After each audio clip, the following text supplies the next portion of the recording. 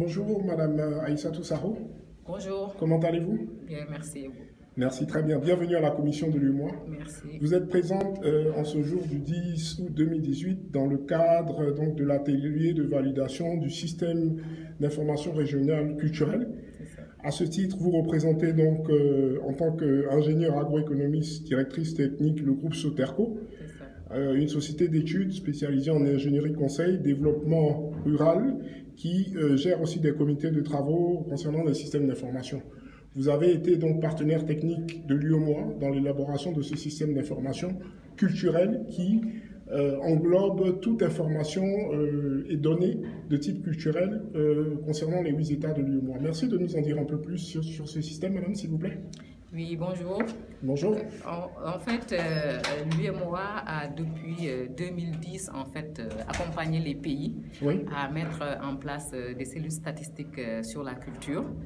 Parce qu'on a noté que dans l'ensemble de nos pays, la culture n'est pas prise en compte dans les comptes nationaux. Tout à fait. Donc, on ne connaît pas réellement l'apport de ce secteur-là dans nos économies. Oui. Donc, l'idée est de, accompagner les pays de manière à ce qu'ils puissent collecter, n'est-ce pas, des données statistiques pour renseigner l'apport de ce secteur au PIB de nos pays. Tout à fait. Et c'est dans ce cadre-là que le groupe Soterco a été retenu suite à un appel d'offres international pour effectivement accompagner la Commission dans la mise en place d'un système d'information régional sur la culture. D'accord. Donc c'est un travail que nous avons démarré en mi-novembre de l'année dernière et aujourd'hui on est là justement pour partager l'étude.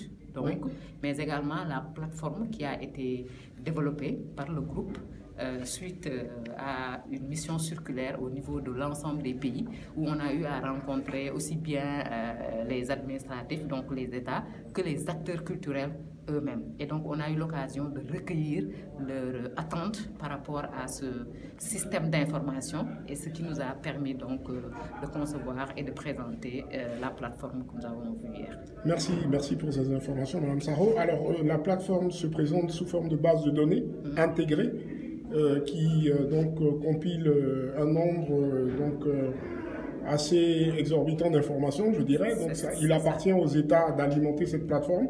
Que prévoyez-vous pour justement accompagner les États dans ce processus? Au niveau ingénierie, bien sûr, technique, parce qu'après, le travail leur revient.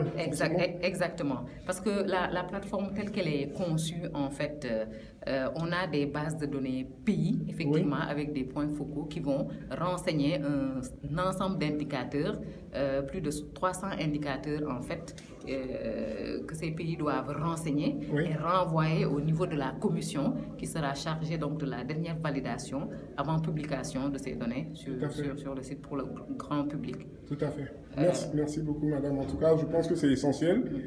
C'est des informations grand public, mais on aura aussi l'opportunité d'avoir accès à des données artistiques. Exactement. Parce qu'on a prévu, en fait, parce qu'il faut comprendre que l'objectif de cette plateforme, c'est d'assurer une meilleure visibilité au secteur, au niveau régional. D'accord, une promotion culturelle. Exactement. D'accord. Donc, au-delà de l'aspect économique de partage de données, d'indicateurs économiques, etc., la plateforme doit permettre, en fait, de mettre en réseau les acteurs culturels au niveau régional, mais de partager des informations, genre documents stratégiques, publication des acteurs.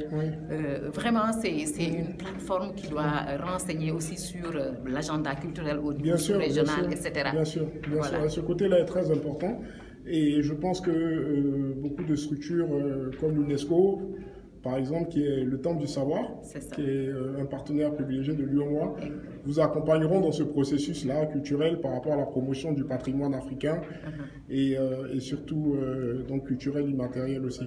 Quelles sont les prochaines étapes au niveau de la promotion de cet outil et quelles sont vos attentes de la part de partenaires qui voudraient éventuellement s'associer à ce projet? Alors, à notre niveau, les prochaines étapes, c'est d'abord de former les points focaux pays et donc les administrateurs au niveau de l'UEMOA au point de vue technique pour la gestion donc, de cette plateforme.